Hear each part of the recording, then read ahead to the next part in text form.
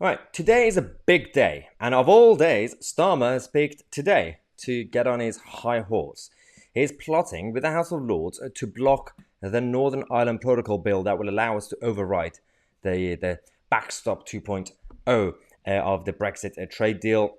And the reason I say he's picked the wrong day is because today is the same day that he's been investigated over financial wrongdoings and sleaze. So he's come out against the idea of reforming the Brexit deal, the agreement, and actually protecting the integrity of the United Kingdom and Northern Ireland by saying that we would scrap the legislation.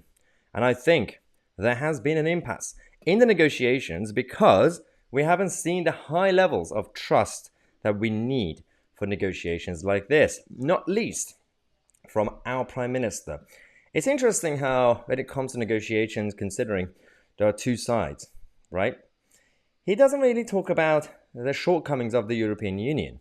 He is focusing on the United Kingdom and, Britain bashing. He's always blaming us, our side, our country. That we're not really doing well. There's no trust when it comes to the UK side. But clearly the EU side are angels. Everything's perfect there. So the idea is that the House of Lords are likely going to be trying to be an obstacle to delay this bill. But as we all know, based on our constitution, the House of Lords don't have the power to reject the bill. And they could do back and forth, like ping pong, but in reality, they don't have that much power. And all the government have to do is make sure that they have the majority in the House of Commons. And if they send the bill back for any sort of amendment, just ignore it and send it back the same way. And then the Lords have to basically accept it. They don't really have that much power, which is good. But Boris Johnson needs to make sure that he sorts out the House of Commons first and his own party, because he's got a majority of around 80, yet he has not really utilized it properly, right?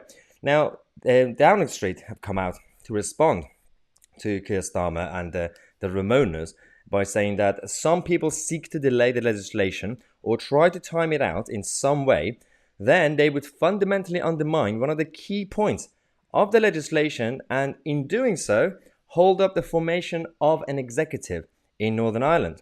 I would have thought that our friends in the Lords wouldn't want to be responsible for holding that up, because it is clearly the best thing for the people and businesses of Northern Ireland. That's the good line, actually. That's clever for once from Downing Street.